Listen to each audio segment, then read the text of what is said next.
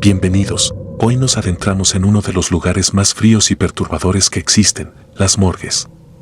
Sitios donde el silencio pesa más que la vida, donde cada sombra parece esconder un secreto y donde los muertos, a veces, parecen no estar del todo en paz. Acompáñenme, porque esta noche comenzamos con el primer relato de terror en morgues, la historia de una difunta embarazada. Me llamo Iván Luna. Trabajo como técnico de anfiteatro en un hospital público de Sinaloa desde hace 12 años. De noche, el edificio suena distinto, los pasillos se vacían, las luminarias zumban y la humedad de la costa se pega al azulejo. A esa hora, el anfiteatro es un mundo aparte. El reloj digital sobre la puerta marca siempre un tiempo más lento, como si ahí adentro los minutos se estiraran. Me gusta ordenar todo antes de la medianoche, hojas de cadena de custodia en carpetas transparentes, marcadores con tinta que no huela a solvente, etiquetas sin burbujas en las bolsas plásticas. Hacerlo bien no me salva del insomnio, pero me da la sensación de que el caos no ha ganado todavía. Esa noche de abril de 2016 el elevador trajo a la mujer. La camilla chirrió como si el metal tuviera frío y el camillero evitó mirarme a los ojos. Firmé el ingreso con la pluma que guardo para estos casos y vi las notas del médico de urgencias, politraumatismo, paro en sala de reanimación, sin respuesta. Había un renglón que, al leerlo, me dejó una presión en el pecho. Gestación aproximada, 34 semanas. No es raro recibir mujeres embarazadas, lo que me resultaba brutal era la combinación, el cuerpo sellado y la anotación clínica como un eco inútil de vida.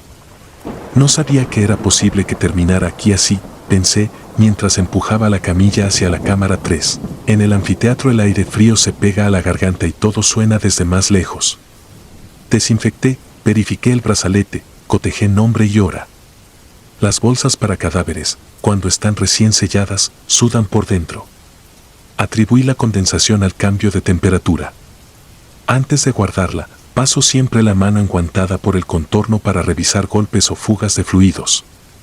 Cuando mi palma se posó sobre el vientre noté una tensión que no combinaba con la inmovilidad general.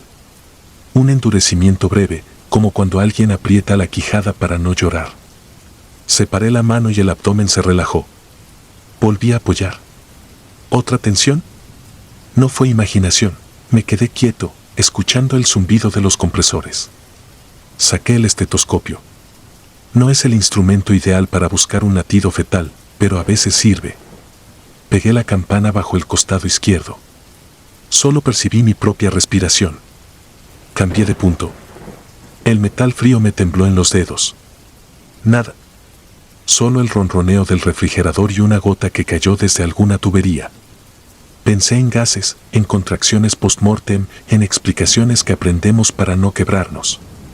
Empujé la camilla hacia adentro, deslicé el riel y cerré la puerta de acero hasta oír el imán. A la 1:12 se fue la luz. En este hospital el apagón nocturno no es extraordinario. El generador tarda algunos segundos en tomar el control, segundos que se vuelven enormes. Cuando el zumbido se apagó, hubo un silencio compacto. En ese silencio se distinguió algo que, de haberlo escuchado en otro sitio, no me habría detenido, un quejido agudo, delgado, perdido en los ductos. Los que trabajamos con refrigeración conocemos esos lamentos del metal. Pero este tenía un timbre que no pude confundir. Me recorrí la espalda con una ola de escalofrío. El generador arrancó, la luz volvió con un parpadeo y el sonido se cortó, como si alguien hubiera colgado. Abrí de nuevo la cámara 3. Una bocanada de frío golpeó mis lentes. La bolsa estaba empañada por dentro, al nivel del abdomen, con pequeñas corrientes de agua anaranjada alrededor del cierre. La superficie se movía con una cadencia sutil. No latido. No respiración. Un empuje desde dentro, muy breve. Toqué con las yemas y lo sentí contra mi mano. No todos los temblores del mundo caben en una frase. Tuve que apoyarme en la mesa para no clavar las uñas en el guante. No es protocolo abrir una bolsa sin médico, pero hay noches en las que una regla se vuelve una pared. Llamé a urgencias. Sonó y sonó. El velador de planta baja no contestó la radio. Miré el reloj de pared como si pudiera aconsejarme.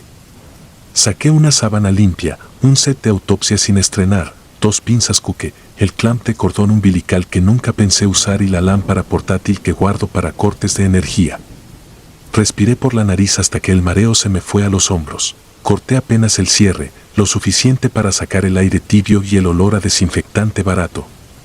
La cara de la mujer era la de alguien que estaba en otra pieza, con moretones secos y la boca entreabierta. Coloqué la sábana sobre su torso y expuse el vientre. Estaba tenso, con una línea café que subía al ombligo. Pegué el estetoscopio con torpeza, moviendo milímetros la campana. Creí oír un galope lejano. Pudo ser ilusión. El siguiente sonido no lo fue, otra queja aguda, y esta vez supe que no venía de la ventilación. Inundó la cámara y me vibró en los dientes. Era un lamento que buscaba voz. No soy cirujano. Soy un hombre que carga cuerpos con cuidado y llena planillas sin faltas de ortografía. Sé lo que es una histerotomía perimortem, sé lo que dicen los libros, 5 minutos desde el paro. Habían pasado horas. Lo razonable era cerrar la bolsa y llamar a quien decide. Lo que hice no tiene nombre que me sirva. Grité un perdón que se me rompió en la garganta y marqué con yodo una línea mediana. La piel estaba dura por el frío. El primer corte fue más lento que mis nervios.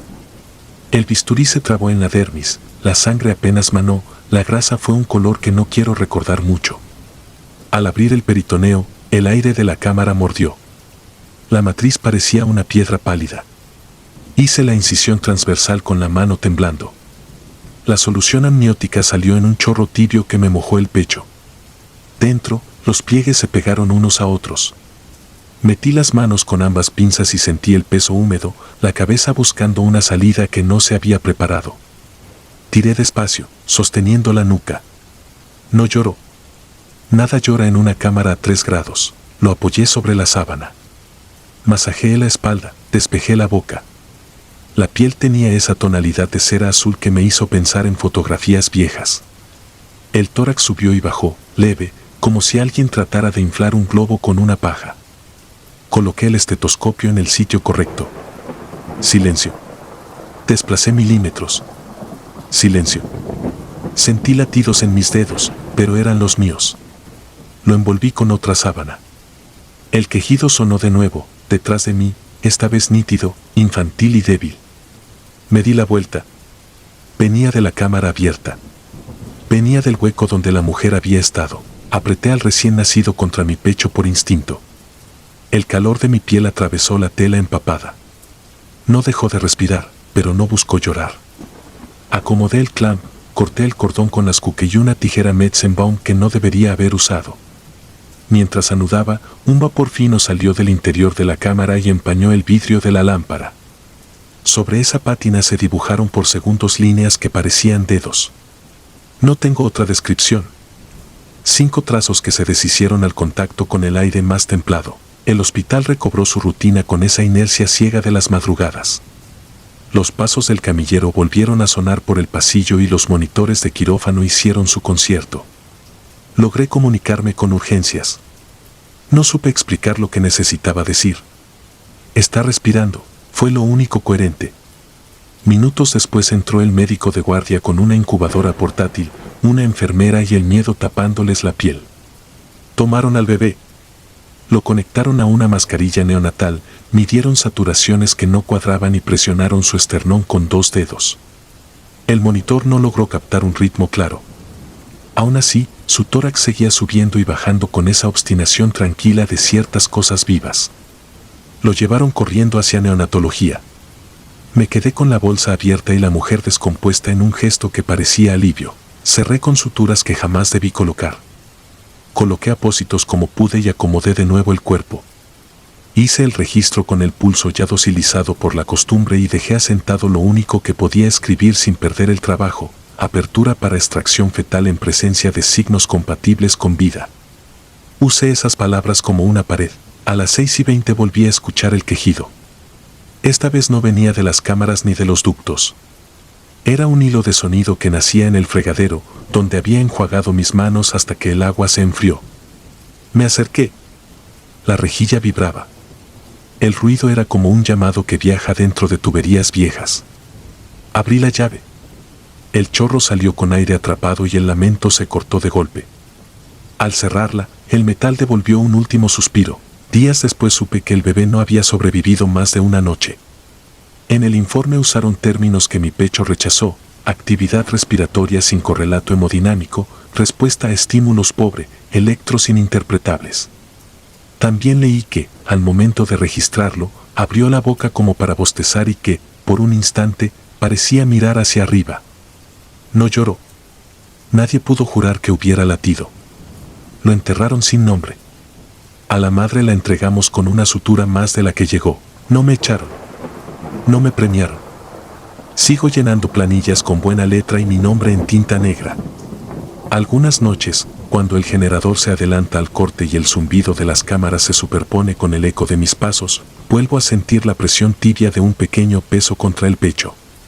Me detengo frente a la cámara 3 y paso la mano por la puerta fría. A veces, bajo la palma, noto de nuevo aquella tensión que sube y baja como una contracción que se niega a aprender que todo terminó. Entonces pienso que hay vidas que se sostienen solo por un rato, como el aliento que empaña un vidrio y que a veces el vidrio recuerda. Duermo mal desde esa madrugada. En los insomnios largos, cuando el silencio del cuarto es igual de compacto que el del anfiteatro, alcanza a oírse un lamento leve que entra por la ventilación. No sé si viene de la memoria o de las tuberías. Sé que, cada vez que aparece, pongo la mano sobre el pecho como si pudiera calmar a alguien. Y el aire, por un segundo, empuja de regreso.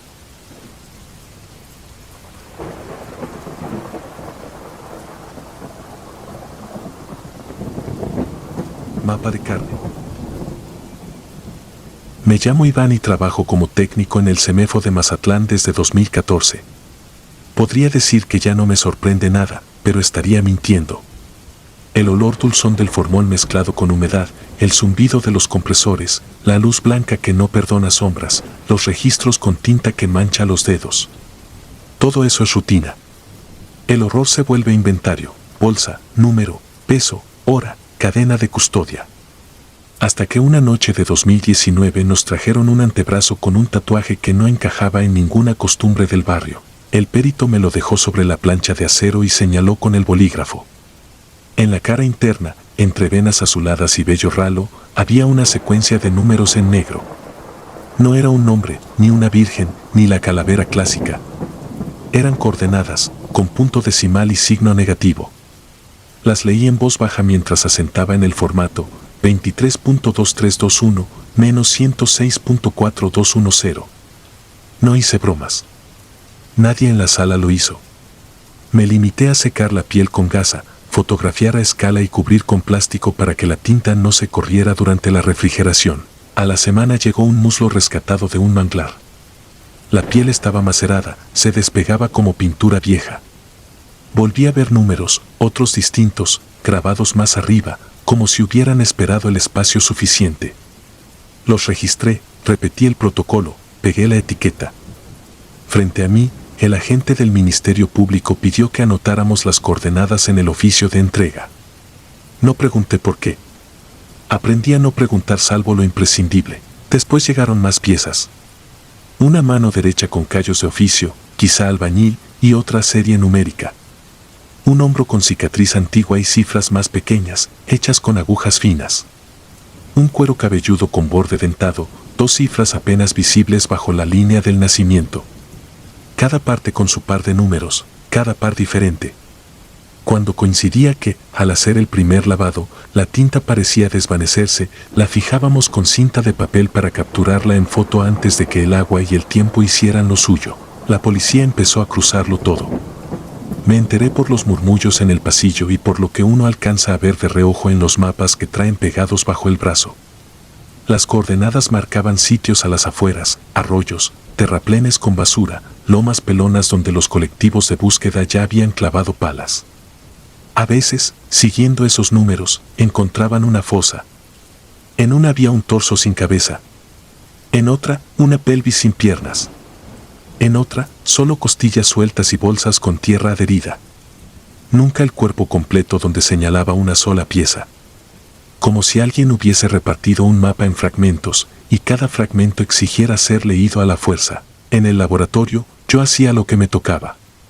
Medir, describir, tomar muestras para ADN, llenar líneas con abreviaturas, livideces, rigidez, color de la piel, estado de putrefacción.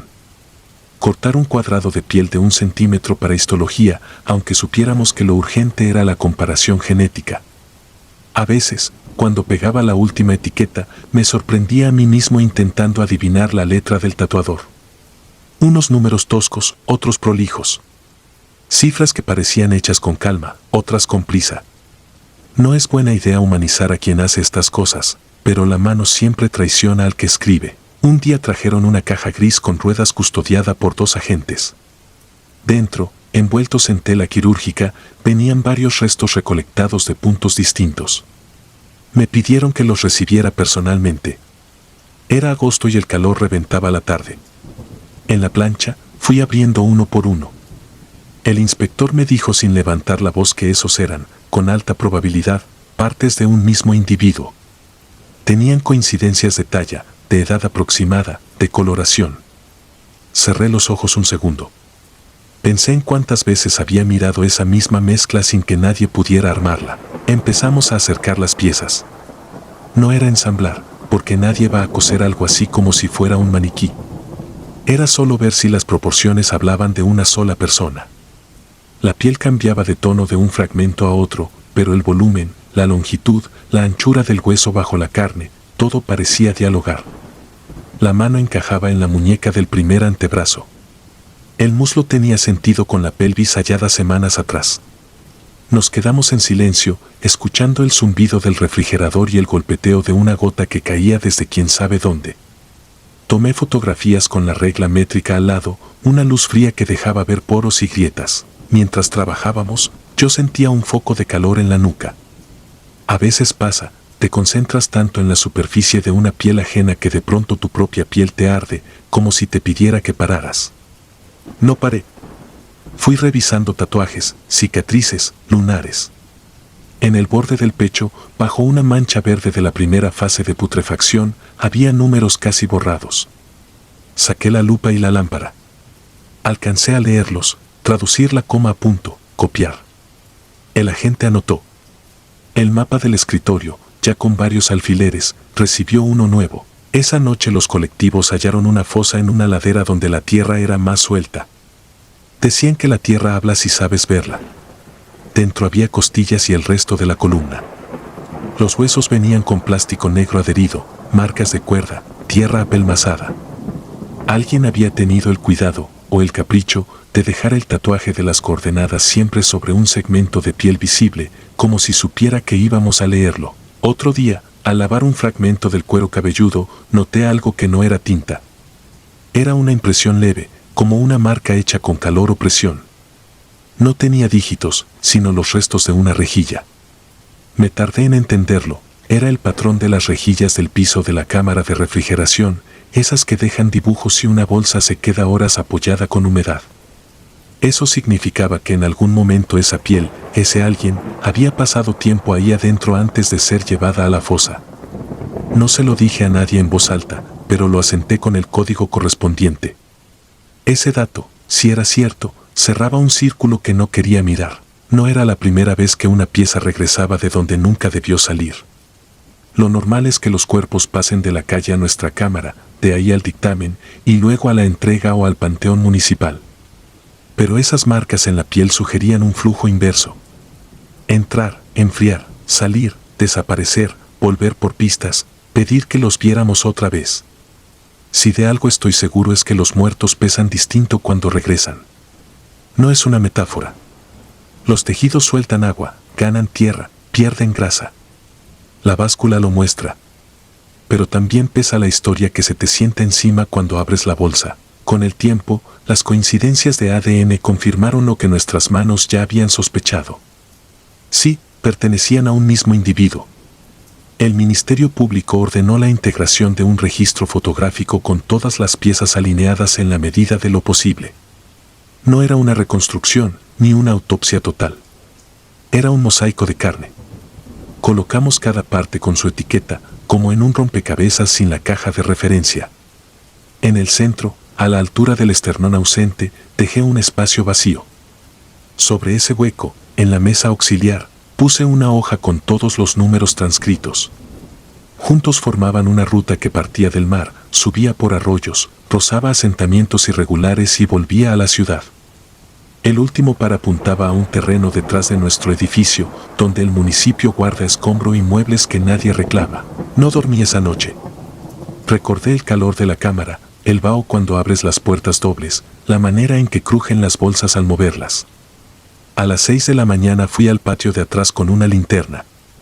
No hay nada heroico en eso, solo un técnico con curiosidad y miedo. Caminé entre sillas rotas, tablones con clavos, una cuna sin colchón. En la esquina, la tierra era más blanda. No tuve pala. Hundí la linterna y la tierra cedió unos centímetros. Olía a humedad estancada. Sonó un camión en la avenida y me di cuenta de que estaba temblándome la mano. Regresé adentro antes de que llegaran los demás. Lavé las botas. Abrí la cámara para tomar inventario. Las rejillas brillaban con gotas sostenidas. En la charola 3B había una bolsa que no reconocí. La ficha decía que estaba ahí desde la madrugada, ingresada por otra guardia. La levanté. Pesaba poco. Dentro había un trozo de piel con tinta corrida, como si hubieran querido borrar algo tarde. Lo extendí con pinzas. Entre manchas vi una cifra solitaria, como si el tatuador hubiera empezado y no terminado. A veces la mente hace lo que quiere con los miedos. Vi mi fecha de nacimiento en esa secuencia truncada. Parpadeé. Era imposible. Volví a leer. No era mi fecha. Era un número más, solo que incompleto. Llamé al laboratorio para fijarlo en formalina y evitar más borramiento. La solución al 10% arde en la nariz, pero preserva lo que la humedad devora. Documenté, fotografié, cerré. Afuera empezaban a llegar los familiares de rutina, los que preguntan por un desaparecido como si se tratara de un paquete extraviado. No hay crueldad en la comparación, solo cansancio. Los escuché sin salir de la sala. Me repetí el protocolo como plegaria. Al mediodía, el Ministerio Público nos notificó que el terreno detrás del edificio había sido intervenido. Encontraron una bolsa con restos que completaban el hueco del esternón. Tenía grabado, en tinta más nueva, el último par de números que faltaba. Era un círculo perfecto en el mapa. Las coordenadas, juntas, armaban el perímetro de nuestra ciudad y su centro caía en la cámara donde yo trabajaba. No era un símbolo, ni una poesía macabra. Era logística. La ciudad como tablero. El centro donde se enfría todo. Donde se mira, describe, pesa, etiqueta. Donde se guarda el silencio. Esa tarde, cuando puse el último registro en la carpeta, pensé en lo poco que se necesita para que algo sea real. Un olor, una cifra, una textura que se repite. Me vi a mí mismo pegado a la lupa, midiendo tinta sobre piel mortecina, intentando leer un mensaje que tal vez nunca fue para mí. Y, sin embargo, sentí que lo había recibido. No hubo voces. No hubo gritos ni golpes desde los refrigeradores. Solo números que te llevan de vuelta a casa. Cerré la cámara. El zumbido se volvió una pared. Afuera, el calor se pegaba al suero de las bolsas. Me lavé las manos hasta que la piel quedó áspera. De camino al archivo, pasé junto al mapa lleno de alfileres. Una línea imaginaria unía los puntos como una sutura sin hilo. Me prometí que esa noche sí iba a dormir. No lo hice. El zumbido siguió en mi cabeza, como si el compresor se hubiera mudado a mi oído. Cada vez que cerraba los ojos, el tablero regresaba y el centro, tercamente, seguía aquí adentro.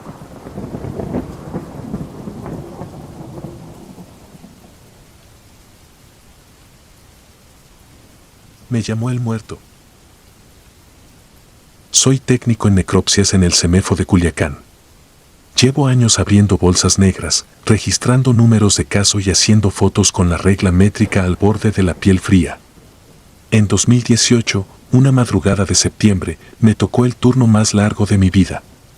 Entró un masculino sin identificar por colisión en la carretera a Navolato. El paramédico dijo que fue impacto lateral, vehículo compacto contra poste, cinturón de seguridad dudoso. La bolsa venía marcada con un ET07 escrito con plumón en un costado, coincidía con el cajón vacío de la cámara que tiene la alarma más sensible. Hice lo de siempre, Recibí la cadena de custodia, conté los objetos personales en una bandeja plástica, verifiqué etiquetas en tobillo y muñeca, anoté hora de ingreso.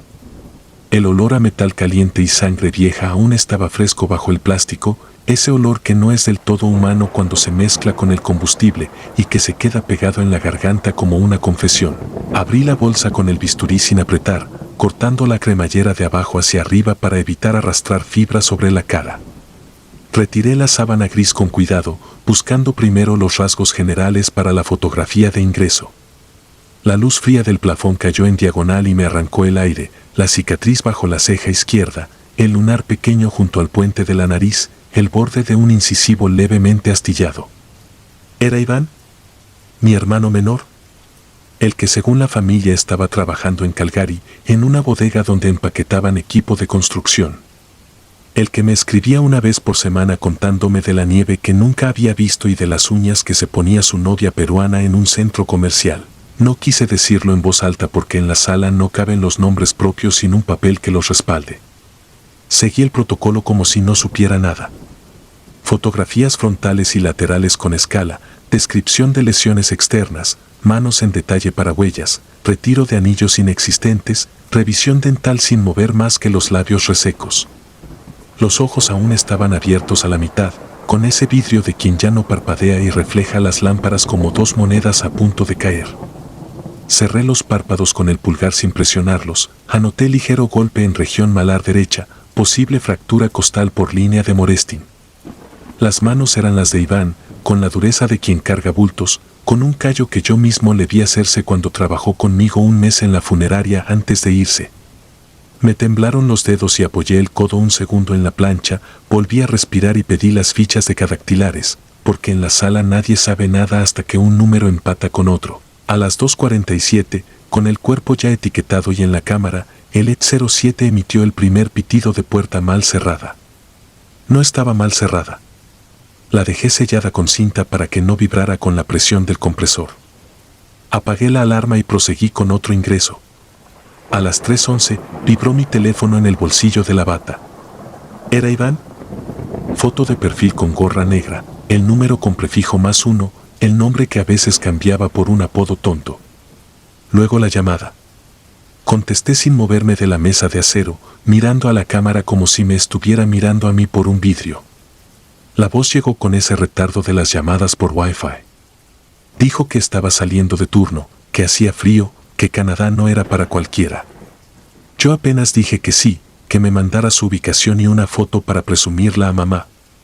Lo escuché respirar, oí una puerta pesada, un golpe de viento y un zumbido que parecía de cámara frigorífica. Colgamos. Guardé el teléfono sin mirarlo más, convencido por un segundo de que el cuerpo en la cámara era un parecido, una mala jugada del cansancio. Entonces sonó de nuevo la alarma del E-07. Pedí a la policía ministerial la autorización para tomar huellas. Salieron bien, pese a la humedad de los dedos. Las pasé al sistema y me devolvieron una coincidencia con 12 puntos en la ficha de Iván, registrada años antes por un trámite de INE. 12 puntos es sólido, casi incontestable. Apreté los dientes. Llamé a la agente del Ministerio Público y le dije que necesitaba esperar a la confirmación dental. Hice el odontograma simple, revisé la astilladura, la disposición de los premolares. Todo encajaba como encaja una verdad cuando no quieres verla. A las 4:26 me llegó un mensaje de Iván con un video corto, él con gorra, el aliento saliéndole como humo, un estacionamiento vacío, una tienda iluminada a lo lejos. Me escribió que luego me llamaba, que estaba sin guantes y se le entumían los dedos. Guardé el teléfono al lado del expediente como si fuera una evidencia, sin tocarlo más. En la plancha, otro caso esperaba su turno, pero mis ojos volvían a la cámara. Me quedé un rato sentado, la espalda pegada a la pared azulejada, oyendo la vibración baja del compresor y el goteo lento de una llave mal cerrada. Pensé en la posibilidad sucia de que alguien hubiera usado su nombre, su foto, su voz. Pensé en clonaciones de SIM, en cuentas robadas, en trucos baratos de internet. Pensé en la opción menos probable y por eso más insistente, dos iban coexistiendo por unas horas, uno congelado y otro con los dedos entumidos al norte. En la morgue uno aprende que la realidad prefiere los detalles por encima de las explicaciones. El callo de la mano no se roba. La astilladura del diente no se inventa. La voz de mi hermano tampoco. Al amanecer, el odontólogo forense confirmó lo que yo ya sabía. Tomamos placas, marcamos puntos de coincidencia, llenamos un formulario que siempre empieza igual y nunca acaba igual. Yo pedí, contra mi propio orgullo, que retrasaran la necropsia hasta identificar ante familia. No podía abrir ese tórax como si fuera de cualquiera. Se firmó el diferimiento, el cuerpo volvió al ET-07 con la cinta nueva en la puerta, yo me cambié la bata por una limpia y salí al patio a encender un café soluble en un vaso de unicel. A esa hora, el cielo de Culiacán se pone de un gris translúcido que no termina de ser día. Me llamaron desde una oficina diciendo que había una señora preguntando por un desaparecido, no era mamá, era otra historia, otro dolor, pero los dolores aquí se parecen entre sí como los tornillos de una caja. A media mañana, agotado, pedí a un colega que cubriera un par de ingresos. Me fui al cubículo a comprobar de nuevo el teléfono, buscando la ubicación que me había dicho. No había ubicación porque Iván nunca compartía ubicación, solo mandaba fotos y audios. Escuché otra vez el ruido detrás de su voz, un zumbido armónico que identifiqué por costumbre, porque llevo media vida entre máquinas que enfrían. Era igual al del compresor de nuestras cámaras, pero ese tono existe en todos los cuartos fríos del mundo. Me forcé a reír de mi propia paranoia, como cuando uno se queda solo y oye su nombre en el chorro del grifo. Abrí el expediente para escribir, con letra más firme de la que sentía, posible identidad, Iván H., confirmar con familiar directo. Antes del mediodía, mamá apareció en recepción, con un suéter al que no le quitaba la sonrisa de crochet. Al verla, entendí que no podía quebrarme. La llevé por el pasillo como se llevan a los que uno ama hacia un precipicio manso. Le expliqué el proceso, las formalidades, los límites. No la dejé ver la cara. Ella vio la mano izquierda, el callo, el lunar del dorso que solo una madre puede recordar con la exactitud de un reloj. Le tembló la respiración, no el cuerpo. Dijo el nombre de Iván sin decirlo y firmó el reconocimiento como si le arrancaran un hilo que sostenía muchas cosas. Cuando acabamos, su teléfono sonó. Un número desconocido con prefijo extranjero. Lo puso en altavoz sin pensar. ¿Era Iván? Preguntó por ella, dijo que iba a depositarle algo el viernes, que estaba apurado. Le pedí que colgara, que después hablamos, que por favor se fuera a casa a descansar. Ella me miró con una mezcla de fe y desobediencia que no se cura. Se fue con el alma partida en dos, como se parte a veces el cartílago si lo doblas al revés. Esa tarde, el Ministerio Público ordenó continuar con la necropsia porque la identificación, por más absurda que sonara, estaba en 3 puntos sólidos.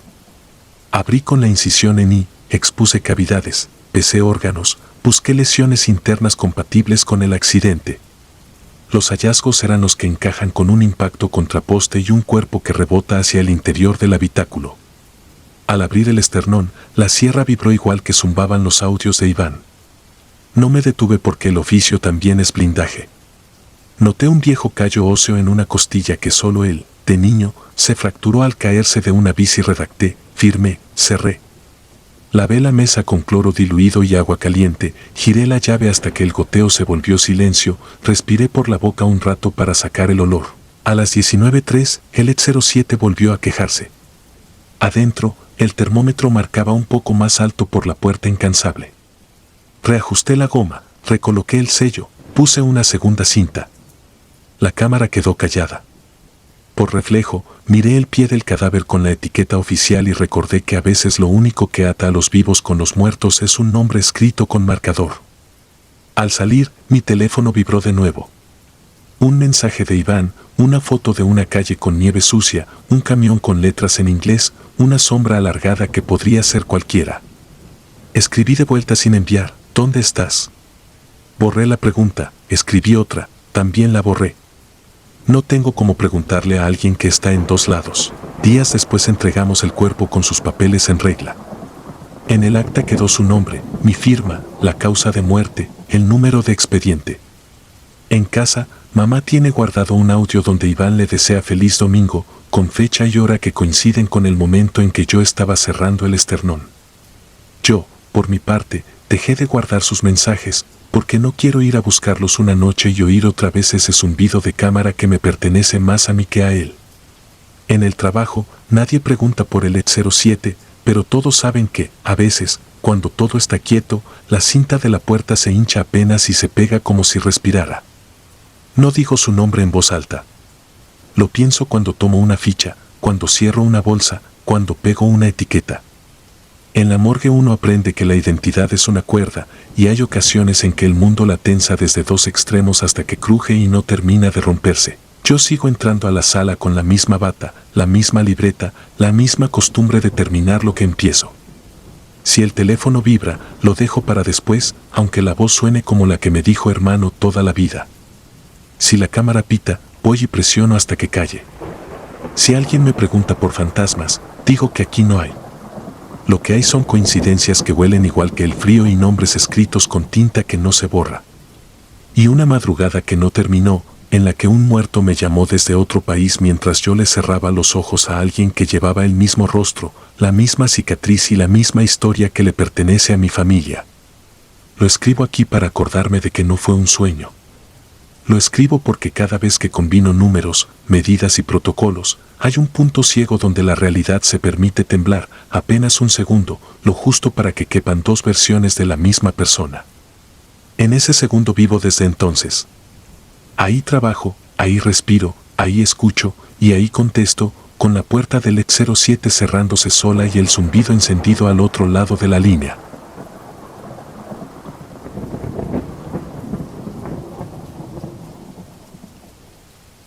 Una helada. Entré al turno de madrugada en el Servicio Médico Forense de Mexicali, septiembre de 2016. Antes de la bata revisé la bitácora y anoté temperaturas. Cámara 2 a 3 grados, ventiladores estables. Todo debía cuadrar para que los muertos se quedaran en su sitio. Revisé suturas, enjuagué bandejas, cambié sábanas y registré pertenencias. En el silencio sonaba el motor de los compresores, un zumbido que a veces parecía voz. Esa noche, debajo de ese zumbido, escuché un llanto. Tímido, quebrado, como si viniera de muy lejos. Apagué el radio del guardia. El llanto volvió, 3 sollozos cortos, ahogados. Caminé hasta las cámaras. Teníamos 4. La una vacía por mantenimiento, la 3 con 2 adultos, la 4 con no identificado. El sonido venía de la 2, toqué la puerta de acero. El metal vibró como si respirara. Lo racional dijo compresor y sueño encima. Abrí el cuaderno de ingresos, NN masculino, 6-8 años, probable broncoaspiración, sin familiares, 22-14. No había aviso de pediatría ni custodio. Cerré el cuaderno y jalé la palanca, el aire me mordió las manos. Saqué la bandeja central. Una bolsa negra pequeña, con cinta gris y una sábana blanca mal anudada, como si la hubieran cerrado a prisa. El llanto se apagó de golpe. Acerqué el oído. Silencio, y luego un chasquido húmedo, como saliva tragada. Mis dedos buscaron el pulso por inercia, donde ya no debería haber nada. Sentí un hilo tembloroso debajo de la piel helada. No dije nada. Rompí la cinta y aparté la bolsa. Debajo, la sábana envolvía algo pequeño. Descubrí una frente azulada, pestañas pegadas, un rastro de condensación en la sien. La boca se abrió apenas, como un pez, y salió un sonido mínimo. No era un reflejo. Respiraba. El protocolo me atravesó. Cerré la cámara y llevé la bandeja a la plancha. Oxígeno portátil, manta térmica, registrar hora. Los dedos del niño estaban rígidos pero no del todo. La piel sin livideces definidas. Hipotermia profunda. En esos estados alguien puede parecer muerto. Le hablé bajo. Le acerqué la mascarilla. Tomó aire como si el aire doliera. El pulso subió apenas, clavado en ese borde absurdo entre el hielo y la vida. El guardia fue por pediatría. Vinieron con camilla, registraron lo básico, lo sacaron. Me quedé con la bolsa y la sábana sobre la mesa. La etiqueta de tobillo decía el número de un adulto con cirrosis. No coincidía con el ingreso infantil. Busqué otra etiqueta. Nada. Revisé la hoja. La letra no era la mía. Probable broncoaspiración. En observaciones, un garabato que parecía traslado directo. ¿De dónde? ¿A dónde? ¿Quién decidió saltarse nuestra puerta hasta que el niño ya estaba frío? Llamé a rastro y a pediatría. Nadie confirmó un niño sin familiares. Me quedé con la sábana en las manos, blanca solo en apariencia. Tenía olor a cloro barato y un talco dulzón de recién bañado. Esa mezcla no sale de las cámaras. Seo de una casa. A las 4:30 la enfermera dijo que el pequeño seguía con pulso irregular. ¿Sin identificación? Guardé la bolsa en un contenedor, lavé la plancha y seguí como si nada. Por la tarde me llamaron de trabajo social. El niño respiró por horas, luego se detuvo. No había familiares. Me pidieron firmar una copia del ingreso que no era mío. Al final del papel, mi nombre aparecía como técnico receptor. La hora no coincidía con mi guardia. Esa noche no hubo llanto en la 2. Hubo otra cosa. Al abrir para reacomodar bandejas encontré humedad en el vidrio interior, marcas de 5 dedos pequeños que se deslizaban hacia abajo. Las limpié. Volvieron a salir, como si el agua brotara del metal.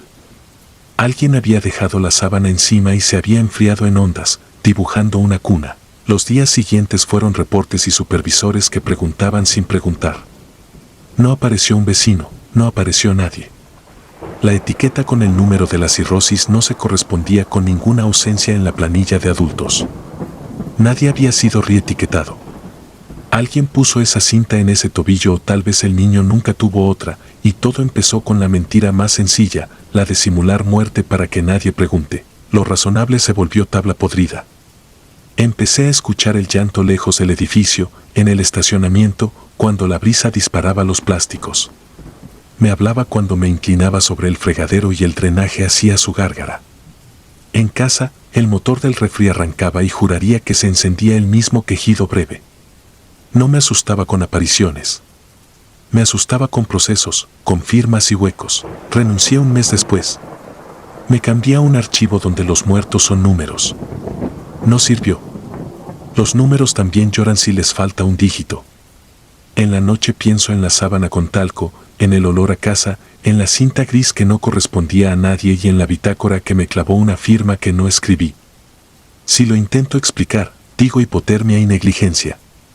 Si lo digo como lo vivo, me escucho mentir.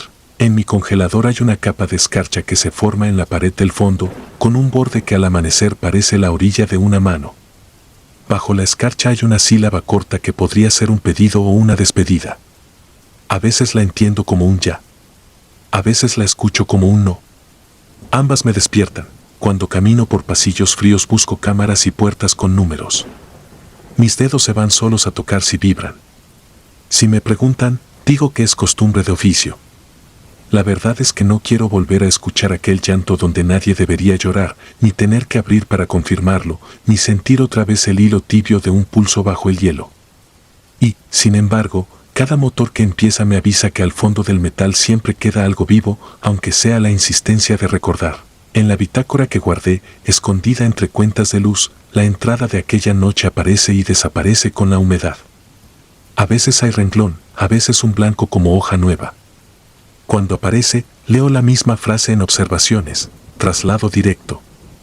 Me pregunto si ese traslado no fue de lugar, sino de estado, y si el niño cruzó a otro frío sin que nadie supiera en cuál debía quedarse. No duermo el 22 de cada mes, a la hora de mi antiguo turno. Me siento en la cocina, dejo que el refri haga su canción y cuento 3 sollozos. Sostengo el borde de la mesa como si fuera la bandeja de una cámara y espero a que pase. A veces, cuando saco hielo, encuentro una etiqueta transparente que no es mía, sin nombre, con un espacio en blanco que espera una firma. Nunca la pongo. Nadie debería firmar por ese llanto.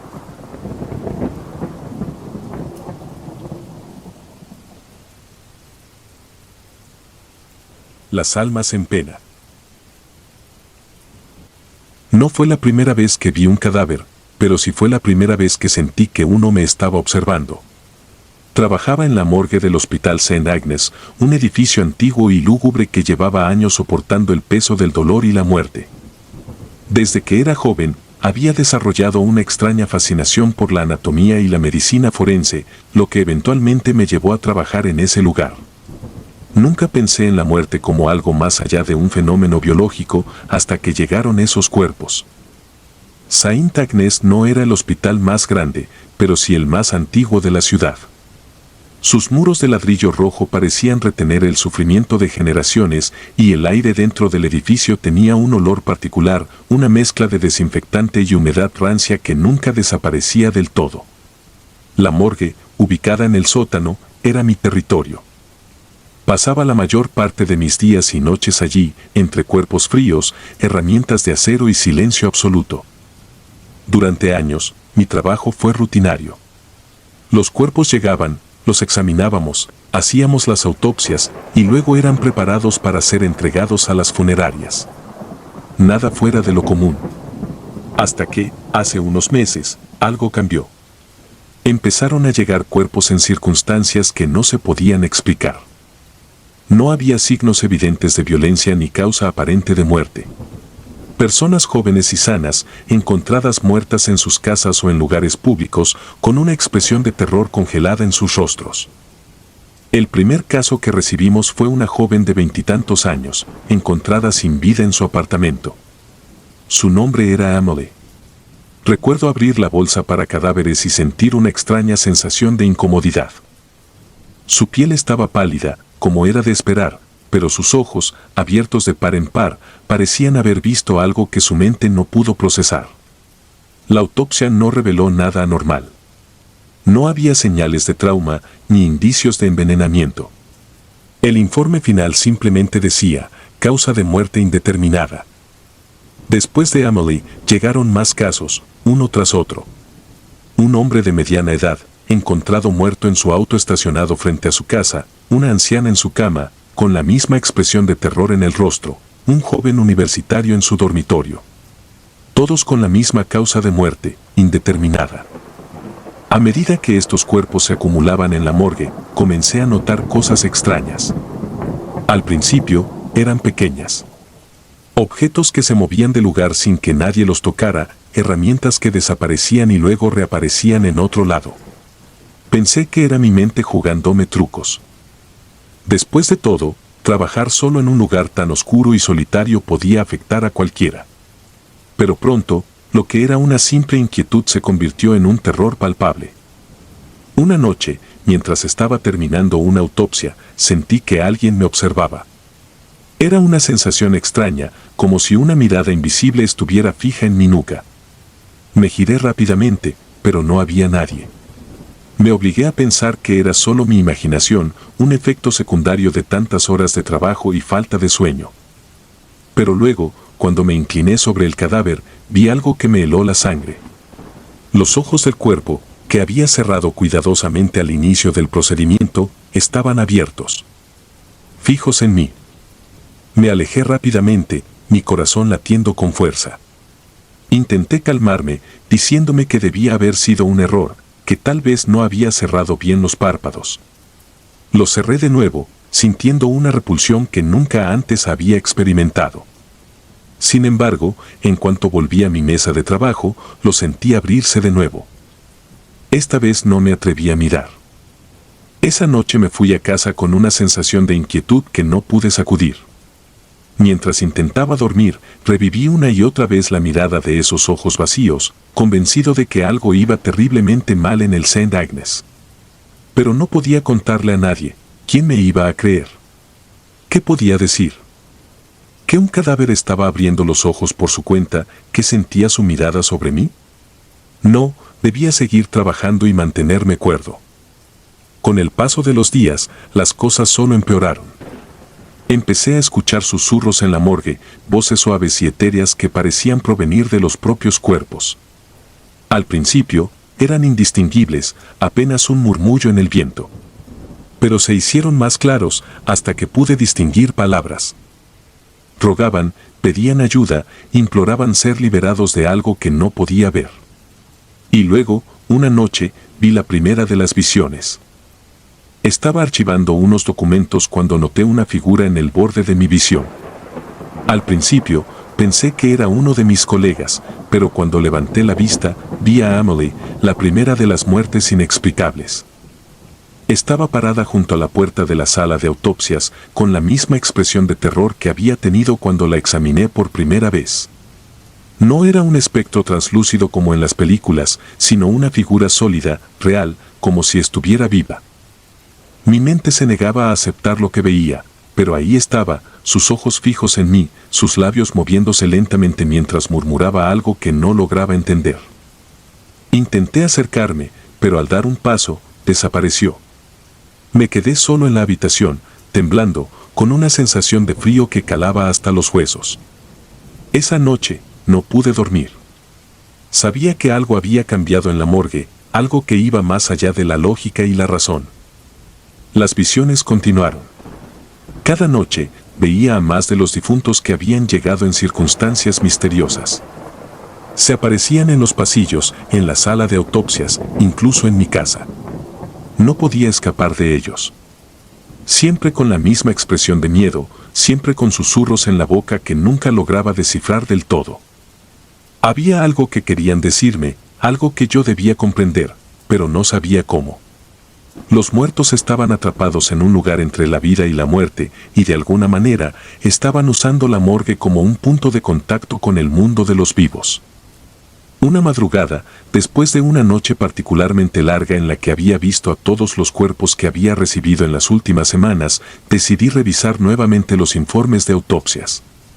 Buscaba alguna conexión, algún patrón que me ayudara a entender lo que estaba ocurriendo. Pasé horas revisando los documentos, buscando algo, cualquier cosa, que diera sentido a lo que estaba viviendo. Y entonces, lo vi. En cada uno de los informes había una pequeña nota al pie, casi imperceptible, que indicaba que antes de ser enviados a la morgue, los cuerpos habían sido trasladados temporalmente a una unidad especial del hospital para evaluaciones adicionales. No le había dado importancia antes, pensando que se trataba de procedimientos de rutina. Pero ahora, con las visiones y los susurros resonando en mi mente, esa frase me llenó de un temor inexplicable. La unidad especial estaba en el ala más nueva del hospital, un lugar al que rara vez iba. Decidí investigar y esa misma noche, después de mi turno, me dirigí hacia allí. El pasillo que conducía a la unidad estaba desierto, iluminado solo por luces fluorescentes que parpadeaban de manera intermitente. Cuando llegué a la puerta, la encontré cerrada con llave, pero pude forzarla con una herramienta que siempre llevaba conmigo. Algo me decía que debía entrar. El interior de la unidad especial era tan frío como la morgue, pero con una sensación aún más desoladora. Había varias habitaciones, todas con puertas de vidrio que permitían ver el interior. Lo que vi me dejó sin aliento. En cada una de las habitaciones había cuerpos, pero no cadáveres comunes. Eran los mismos que habían llegado a la morgue en las últimas semanas, pero ahora estaban conectados a máquinas, monitores y tubos que no lograba identificar. Algunos de ellos parecían estar en un estado de suspensión, como si estuvieran en coma, mientras otros parecían estar conscientes, aunque inmóviles. Los monitores mostraban actividad cerebral, latidos del corazón débiles pero presentes. Era como si esos cuerpos estuvieran atrapados en una especie de limbo, ni vivos ni muertos, suspendidos en algún punto intermedio. Entendí entonces que las visiones no eran meros fantasmas, sino las proyecciones de esas almas atrapadas, incapaces de avanzar, buscando una salida, un descanso que se les había negado. Retrocedí lentamente, horrorizado por lo que había descubierto. Lo que fuera que estaban haciendo en esa unidad especial, no era medicina. Era algo más oscuro, más retorcido. Estaban experimentando con esas personas, tal vez intentando prolongar la vida de alguna manera, o tal vez buscando algo más, algo que iba más allá de la ciencia. Pero lo que lograron fue un desastre, atraparon a esas almas en un purgatorio del que no podían escapar. Desde esa noche, los susurros y las visiones se intensificaron.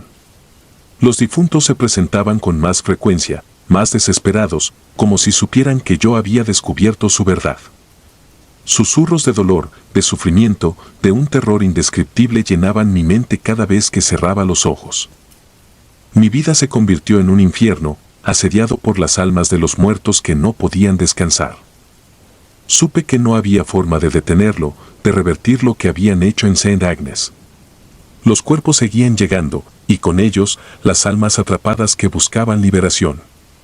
Y yo, atrapado en ese ciclo, seguía viendo sus rostros, escuchando sus lamentos, sabiendo que no podía hacer nada para ayudarlos.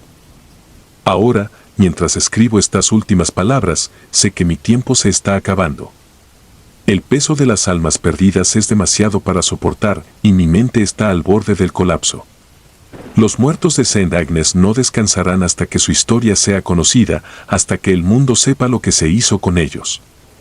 Pero para mí, ya es demasiado tarde. Las visiones se han vuelto permanentes, los susurros son constantes, y pronto, yo también me uniré a ellos en ese purgatorio sin fin.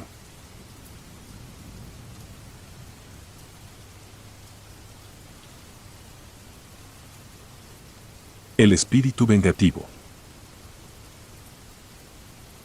Mi nombre es Antonio, y soy de Houston. Recuerdo claramente el año 2017.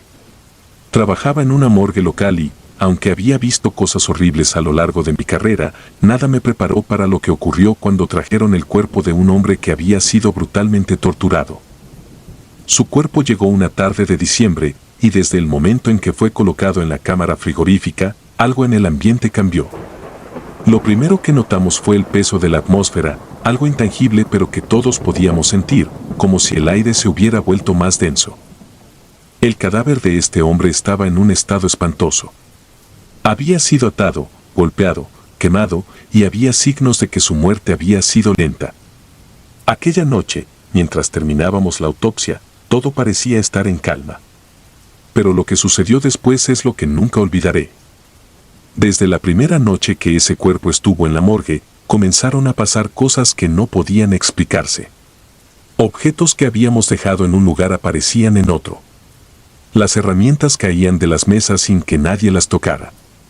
Al principio lo atribuimos al cansancio. Trabajar largas horas en un lugar como ese podía jugarle malas pasadas a la mente.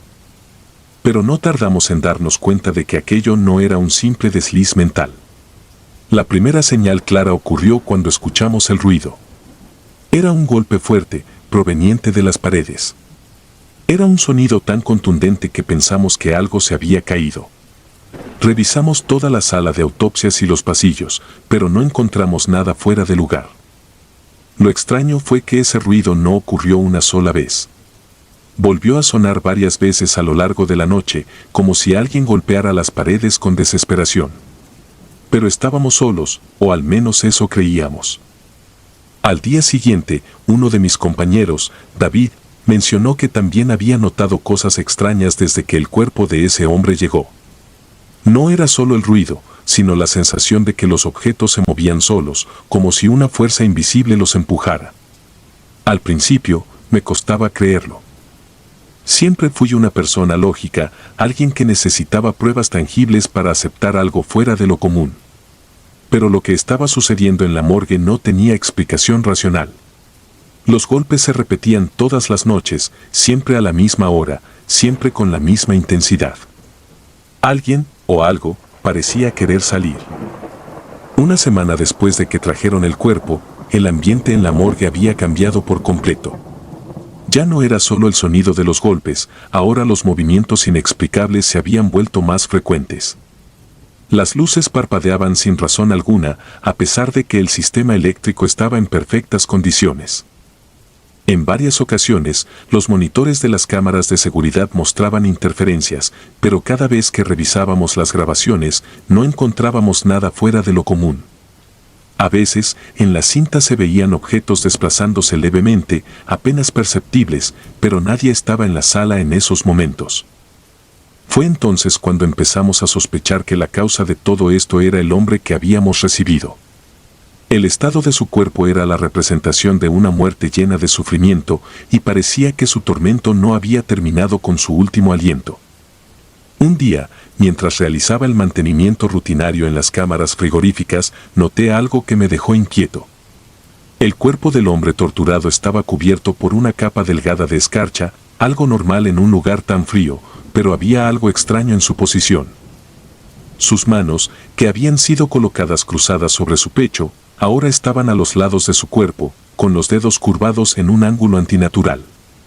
No pude entender cómo había sucedido. Revisé el cierre de la bolsa mortuoria, pero no había sido alterada.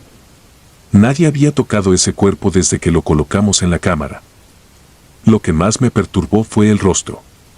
No había reparado mucho en él cuando realizamos la autopsia, estaba más concentrado en la evidencia de tortura. Pero ahora, en la cámara, me fijé en sus facciones y algo no estaba bien. Sus ojos, que claramente habían sido cerrados por nosotros, ahora estaban entreabiertos, como si me observaran. Cerré la cámara de golpe, mi mente intentando procesar lo que acababa de ver.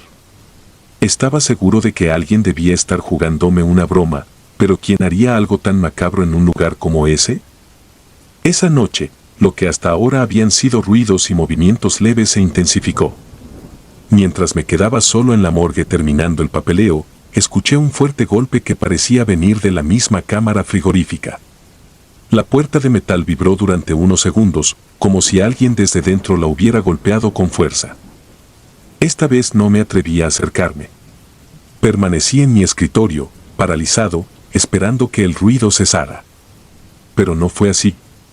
Los golpes continuaron, constantes, como si alguien estuviera tratando de salir. Me acerqué lentamente, mi corazón latiendo con fuerza, y abrí la cámara. El cuerpo seguía allí, en la misma posición, pero ahora su boca estaba ligeramente abierta, como si intentara decir algo. Cerré la cámara de nuevo y salí de la morgue tan rápido como pude. Al día siguiente, hablé con mi supervisor, pero no me creyó. Pensó que estaba exagerando, que el estrés del trabajo me estaba afectando. Pero no era solo yo. Otros compañeros comenzaron a reportar experiencias similares. David, por ejemplo, me contó que había sentido una presencia cuando estaba solo en la sala de autopsias. Dijo que, mientras preparaba otro cuerpo, las luces parpadearon y escuchó los mismos golpes que yo había oído. Fue entonces cuando decidimos revisar los registros del hombre torturado, buscando algo que pudiera explicar lo que estaba pasando. Descubrimos que había sido víctima de un ajuste de cuentas, algo relacionado con el crimen organizado. Su muerte había sido brutal, una ejecución lenta y dolorosa. Pero lo que más nos inquietó fue leer los informes de la policía, que mencionaban que el hombre, antes de morir, había estado involucrado en prácticas oscuras. Se decía que había hecho pactos con personas poderosas, que había participado en rituales extraños, aunque nada de esto estaba oficialmente confirmado. Parecía un hombre marcado por la violencia y el mal desde mucho antes de su muerte. A partir de ese momento, las cosas empeoraron. La morgue se convirtió en un lugar lleno de tensión y miedo. Los ruidos, los golpes, los objetos moviéndose, todo era cada vez más frecuente. Nadie quería quedarse solo allí. Incluso durante el día, la luz del sol no podía eliminar la sensación de que algo terrible nos rodeaba. Un día, uno de mis compañeros encontró una serie de marcas en una de las paredes de la cámara frigorífica, como si algo desde dentro hubiera arañado el metal. Nadie pudo explicarlo, pero todos sabíamos que esas marcas no estaban ahí antes. Lo más extraño ocurrió una noche, cuando un compañero nuevo, que no sabía nada de lo que había pasado, fue asignado para hacer un turno nocturno. A la mañana siguiente, lo encontraron fuera de la morgue, sentado en su coche, temblando. No dijo una palabra sobre lo que había visto, pero nunca regresó. Lo que me dejó más inquieto fue que, cuando revisamos las cámaras de seguridad, vimos que a mitad de la noche, todas las luces de la morgue se apagaron de golpe. Durante 5 minutos, las cámaras solo captaron oscuridad. Cuando las luces volvieron, el cuerpo del hombre torturado había sido movido. Ahora estaba tendido en el suelo, fuera de la cámara. Pero nadie había entrado. Nadie lo había tocado. Esa fue la gota que colmó el vaso. Dejé la morgue poco tiempo después. Nunca fui capaz de dar una explicación racional a lo que sucedió allí, y hasta el día de hoy, no tengo respuestas. A veces me pregunto si ese hombre, el torturado, sigue allí, atrapado en algún limbo entre la vida y la muerte, incapaz de encontrar paz. O tal vez, lo que sea que lo atormentaba en vida aún lo sigue, y lo seguirá por la eternidad. Desde entonces, no he vuelto a poner un pie en una morgue. La idea de estar cerca de cuerpos inertes ya no me resulta tolerable.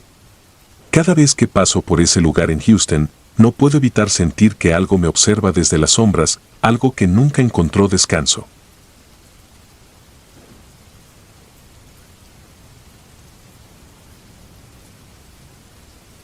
El paciente de la morgue.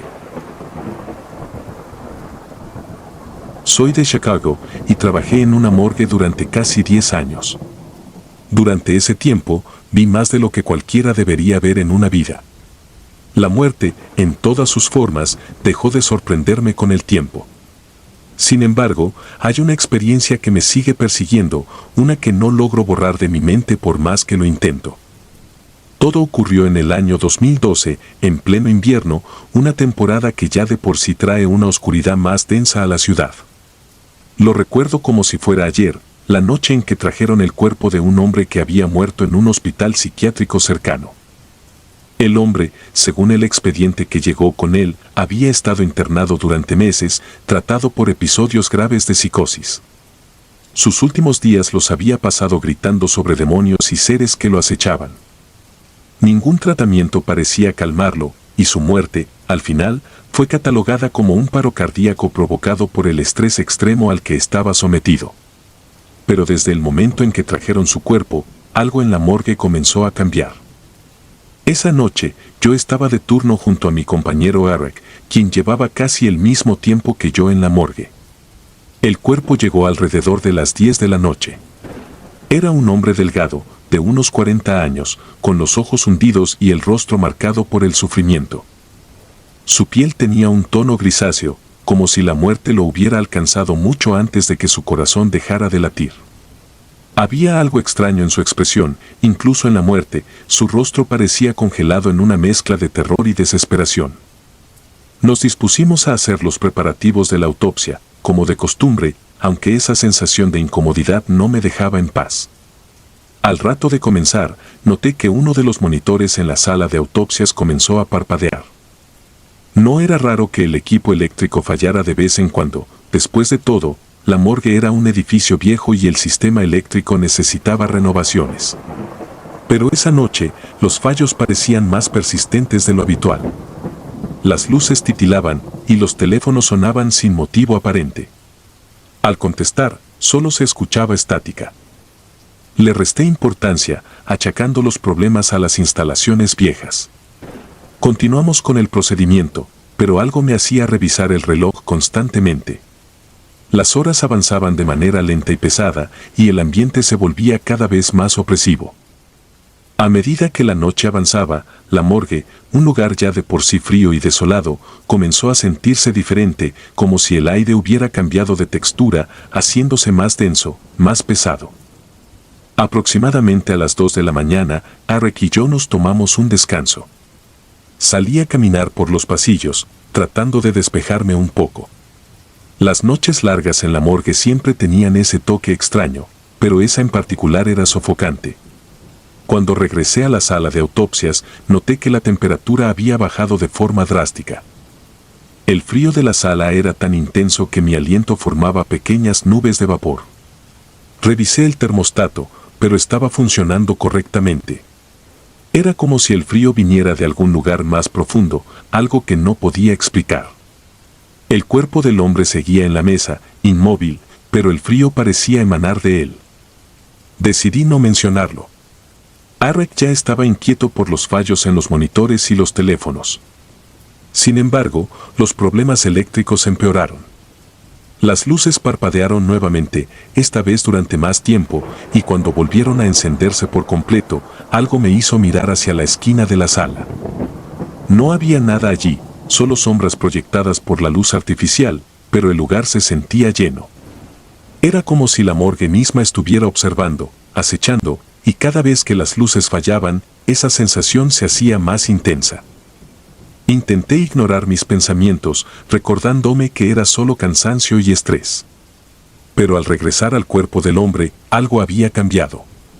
Sus ojos, que yo mismo había cerrado después de colocarlo en la mesa, estaban abiertos. Estaban vacíos, opacos, pero abiertos de par en par. No podía recordar si había cerrado la bolsa mortuoria o no, pero lo que sí estaba seguro es que los ojos habían sido cerrados por mí. El miedo empezó a invadir mi mente, pero lo reprimí. Me dije que quizás, en la prisa del trabajo, había olvidado un detalle tan simple. Volví a cerrar los ojos del cadáver y cubrí su rostro con la sábana. Pero justo cuando me aparté, los teléfonos volvieron a sonar. Esta vez, ni siquiera intenté contestar. La llamada se cortó por sí sola, dejando el eco de la estática resonando en mi cabeza. Esa noche, las horas siguientes pasaron en un estado de constante tensión. Aunque estábamos solos, la sensación de que algo más estaba en la morgue no desaparecía. Revisé los documentos del hombre, tratando de distraerme. Lo que descubrí no ayudó a calmarme. En su historial clínico había numerosas menciones a episodios psicóticos en los que él insistía en que era perseguido por seres que venían por su alma. Los médicos, por supuesto, lo habían descartado como delirios paranoicos.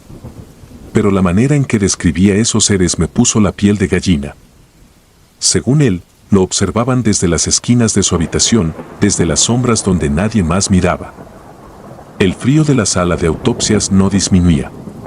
Mientras nos preparábamos para terminar con el cuerpo, las luces parpadearon nuevamente, pero esta vez algo cambió. Cuando volvieron a encenderse, el cuerpo del hombre había cambiado de posición. Estaba recostado en la misma mesa, pero sus manos, que antes estaban a los lados, ahora estaban cruzadas sobre su pecho. Me detuve en seco, incapaz de comprender lo que veía. No había explicación lógica para eso. Nadie había tocado el cuerpo. En ese momento, el frío ya no era solo una molestia. Era como si se hubiera convertido en una presencia en sí misma, como si algo estuviera absorbiendo el calor y la energía de la morgue. Mis manos temblaban mientras trataba de mantenerme concentrado, pero la idea de que algo estaba jugando con nosotros no me dejaba en paz. Lo peor ocurrió al final del turno. Cuando nos disponíamos a llevar el cuerpo a la cámara frigorífica, uno de los monitores mostró algo que no podía creer. En la pantalla, una sombra se desplazaba lentamente por el pasillo. No era una sombra normal, no correspondía a ninguna figura humana ni a ningún objeto. Se movía de una manera antinatural, cambiando de forma a medida que avanzaba, deslizándose por el suelo como si estuviera buscando algo. Revisé las cámaras de seguridad con rapidez, pero la imagen no aparecía en ninguna otra. Solo ese monitor lo mostraba. El miedo me paralizó. Me giré hacia Eric, quien había quedado pálido, incapaz de apartar la vista de la pantalla. Fue en ese instante que las luces se apagaron por completo. Nos quedamos en la oscuridad absoluta, solo con el zumbido de los equipos eléctricos en el fondo. El silencio era tan profundo que parecía aplastar el aire a nuestro alrededor. Finalmente, las luces volvieron a encenderse. Todo en la sala estaba tal y como lo habíamos dejado. Todo, excepto el cuerpo del hombre.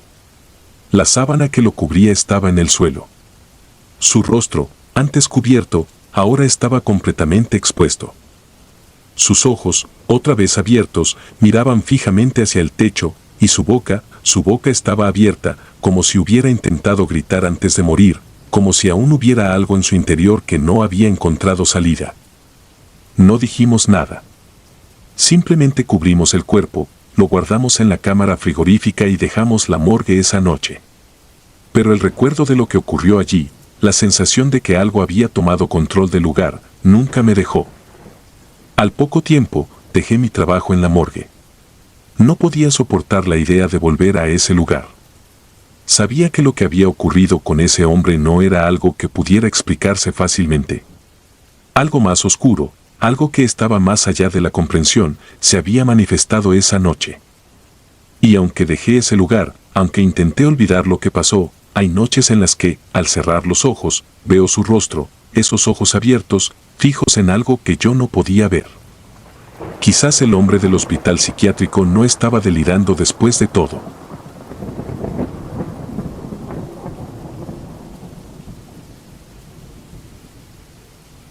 El muerto que habló.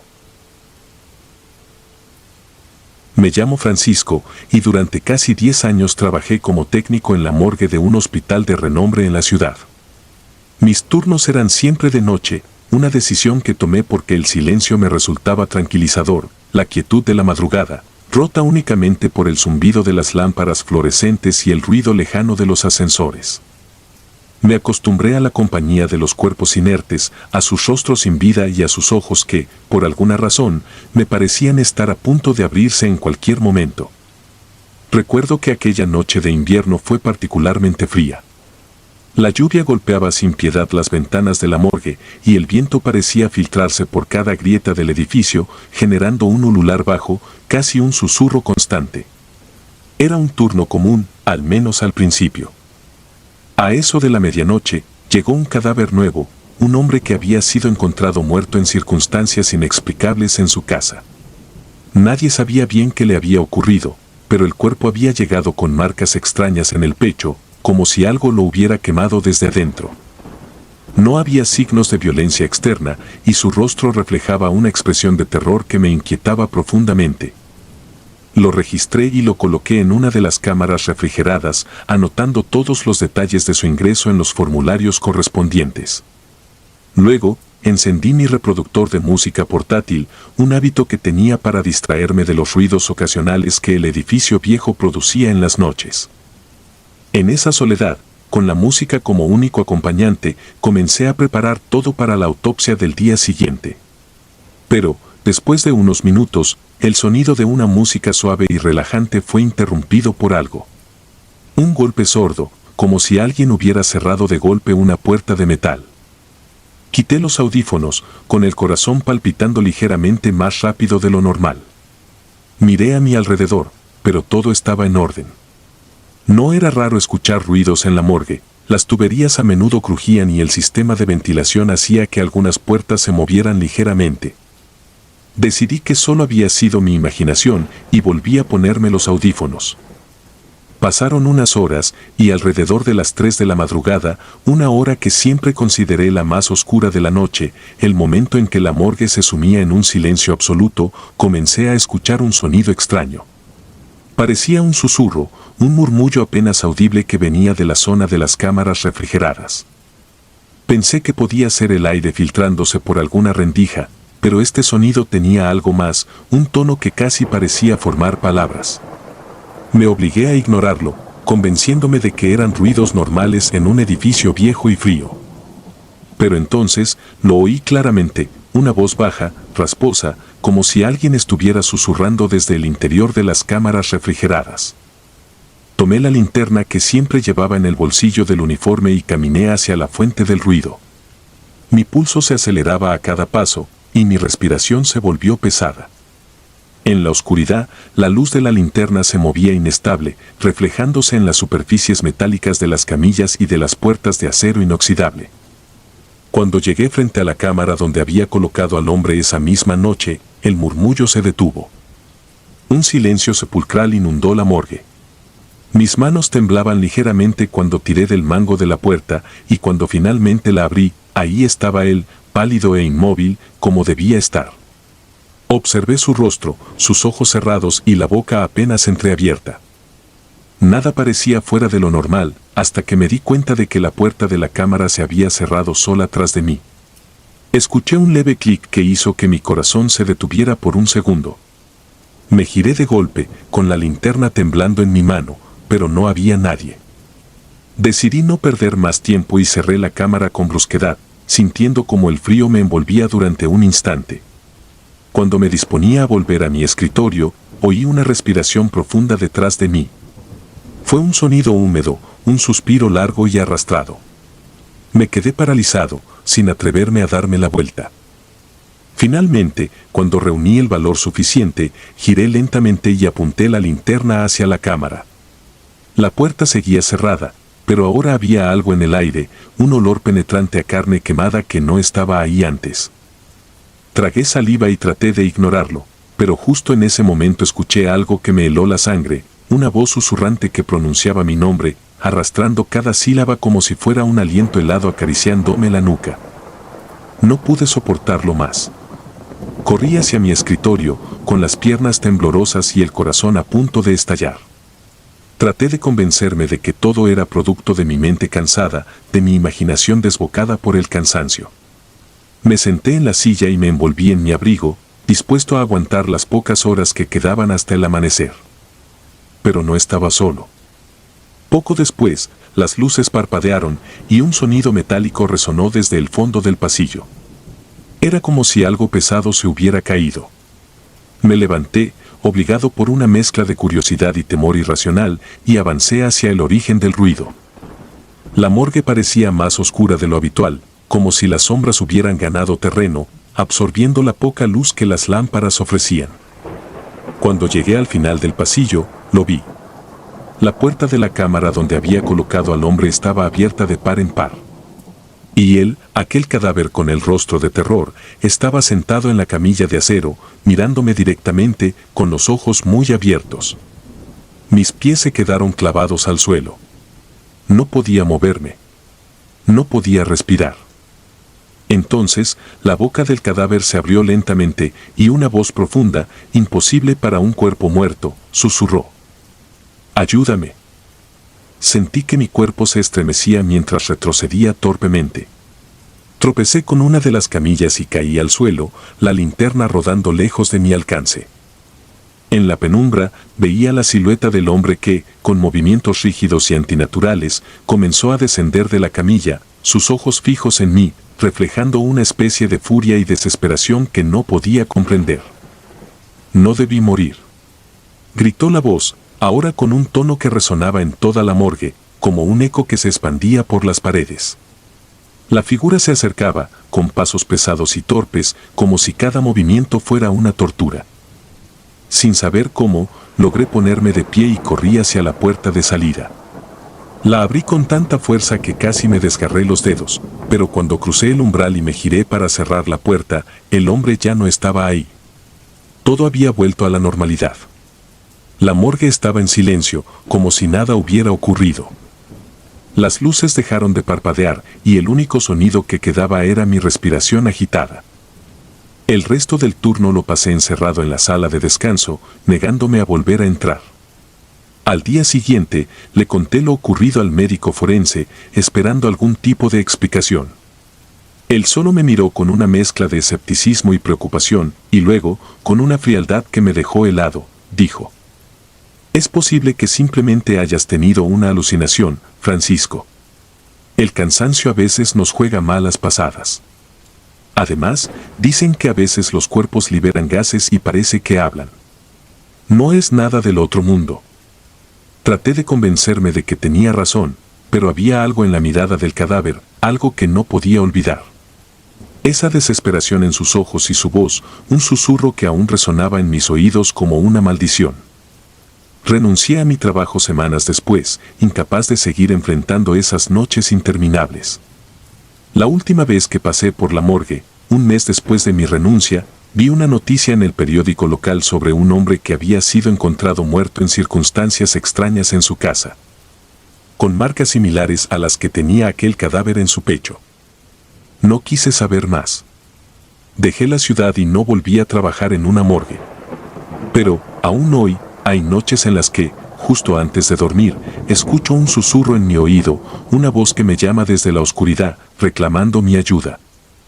Y cada vez que sucede, sé que, en algún lugar, alguien más ha encontrado un cuerpo con esa expresión de horror indescriptible en su rostro.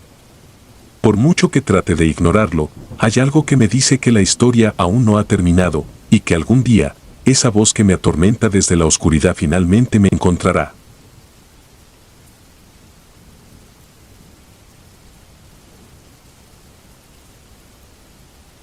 El cadáver que lloraba. La muerte no suele tener lugar para lo inexplicable. Al menos, eso pensaba antes de lo que me ocurrió en 2010, cuando trabajaba como asistente forense en una morgue en Chihuahua. Mi trabajo me había enseñado a ver los cuerpos como piezas de un rompecabezas, cada una con sus marcas, sus historias y sus secretos. Pero nada de lo que había aprendido me preparó para lo que sucedió aquella noche. Era imposible ignorarlo. Era imposible negarlo. Y hasta el día de hoy, sigo preguntándome si lo que vi fue una advertencia, una súplica o algo mucho más oscuro. El cuerpo llegó al final de mi turno, justo antes de las 9 de la noche. Había sido encontrado en un pozo seco a las afueras de la ciudad, en una zona rural donde los vecinos solían evitar pasar después del atardecer. Según los reportes iniciales, llevaba al menos una semana en descomposición, aunque la causa exacta de la muerte no estaba clara. Lo único que sabíamos era que había desaparecido sin dejar rastro y que nadie había notado que estaba allí hasta que un agricultor, al buscar agua, lo encontró por accidente. Recuerdo el estado del cadáver con claridad. La piel estaba hinchada por la humedad acumulada en el pozo, pero no había signos evidentes de trauma violento. No había heridas profundas, fracturas ni marcas visibles que indicaran un ataque. Lo único inusual eran los ojos. Aunque estaban cerrados, algo en ellos me incomodaba. Era como si hubiera una presión detrás de los párpados, como si guardaran algo que no debía estar ahí. Mi rutina era siempre la misma: registrar los detalles, preparar el equipo y comenzar la autopsia. La morgue estaba vacía, como siempre lo estaba a esa hora. El silencio absoluto solo era interrumpido por el zumbido del sistema de ventilación y el clic ocasional del refrigerador de cuerpos. El ambiente era frío, metódico. Mientras trabajaba, traté de no pensar en el lugar donde habían encontrado el cuerpo.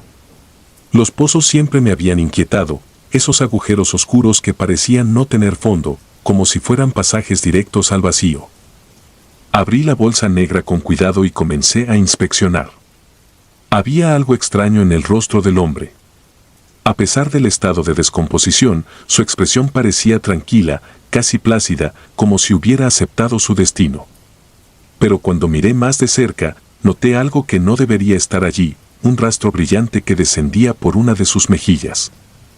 Mi mente trató de encontrar una explicación lógica. Tal vez era algún tipo de secreción natural, algo provocado por la descomposición. Pero la textura no se correspondía con ningún líquido que hubiera visto antes en un cuerpo muerto. Era espeso, casi como lágrimas reales. Limpié la sustancia con un hisopo y continué con el procedimiento, intentando ignorar la creciente sensación de que algo no estaba bien. Mientras trabajaba, la sensación de incomodidad se intensificaba. Parecía que cada vez que miraba al cadáver, había algo diferente en su rostro. Algo en la forma en que la luz se reflejaba en sus facciones me hacía sentir como si me estuviera observando, aunque sus ojos permanecían cerrados. Fue cuando llegué a los ojos que todo cambió. Decidí abrirlos para tomar muestras del líquido y verificar si había algún daño interno. Al hacerlo, me detuve en seco. Allí, en el borde de sus párpados, había más de aquel líquido. Era imposible. Las lágrimas no se forman en un cuerpo muerto. No hay actividad en las glándulas lagrimales.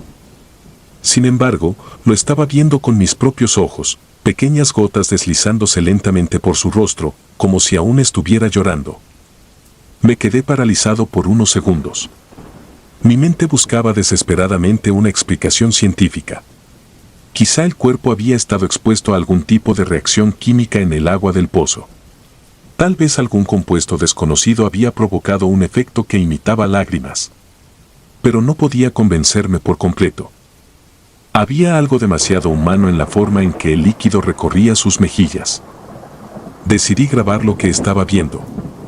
Coloqué mi teléfono sobre una mesa cercana, enfocando al cadáver mientras limpiaba las lágrimas una vez más.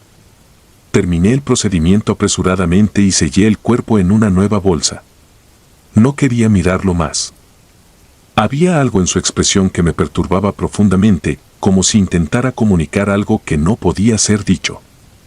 Antes de irme, revisé las cámaras de seguridad de la sala de autopsias. Quería asegurarme de que lo que había visto no era producto de mi imaginación. Al retroceder la grabación, sentí un escalofrío que no podía ignorar. Las imágenes mostraban algo que nunca olvidaré. Justo después de que limpiara las lágrimas, el líquido volvía a formarse, lentamente, como si el cadáver estuviera llorando de verdad.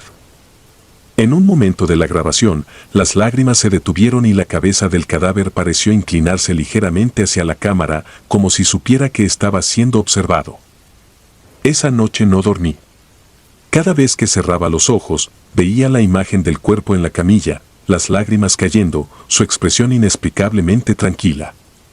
Al día siguiente, informé lo sucedido a mi superior.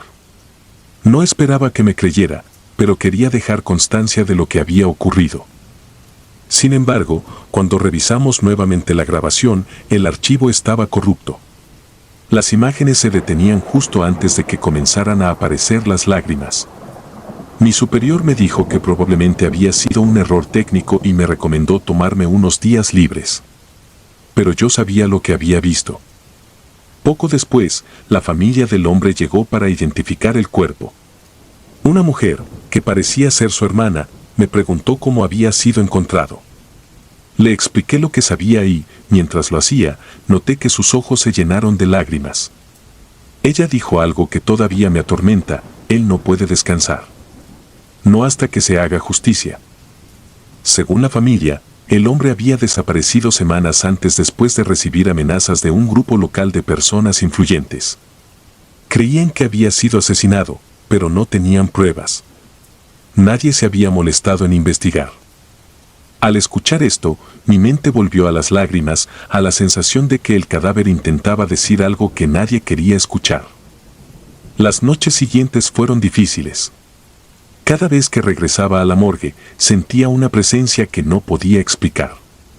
Aunque había más cuerpos en las cámaras frigoríficas, siempre parecía que ese en particular, el del hombre del pozo, era el único que importaba. Incluso sellado en su bolsa, parecía que su historia aún no había terminado.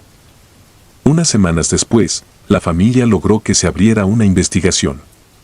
Los forenses externos encontraron evidencia de un trauma en el cráneo que no habíamos detectado inicialmente. Se concluyó que había sido golpeado con un objeto contundente antes de ser arrojado al pozo. Aunque nunca se encontró a los culpables, el caso se cerró. El cuerpo fue enterrado y la familia finalmente pudo darle un lugar de descanso. Sin embargo, no creo que realmente haya encontrado la paz. A veces, cuando cierro los ojos por la noche, siento como si esos ojos aún me miraran, llenos de una tristeza tan profunda que parece imposible.